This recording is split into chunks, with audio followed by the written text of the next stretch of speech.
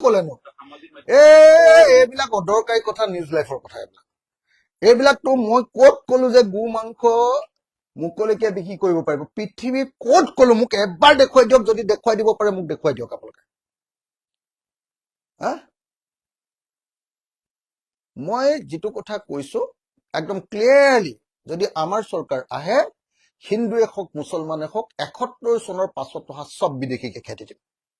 মই খোলা খুলিকে কৈছো না, মিয়া বিদেশী খেদিম বুলি মই খোলা খুলিকে কৈছো না। আৰু কাক লগত বহুৱাই থৈছো? আমাৰ দলৰ জেনেৰেল ছেক্ৰেটাৰী আৰু আমাৰ দলৰ সংখ্যালঘুৰ আটাইতকৈ ডাঙৰ নেতা আৰু আমছু সংখ্যালঘু ছাত্ৰ সন্থাৰ প্ৰাক্তন সম্পাদক, সভাপতি চব হয়, এসময়ৰ আটাইতকৈ ডাঙৰ নেতা আছিলে আমছুৰ। সেই আজিজুৰ ৰহমানক লগত বহুৱাই লৈ মই আপোনালোকক কৈছো যে ৰাইজৰ দলক চৰকাৰ দিয়ক, মুছলমান বাংলাদেশী যিমান আছে সকলোকে খেদিম, কিন্তু লগত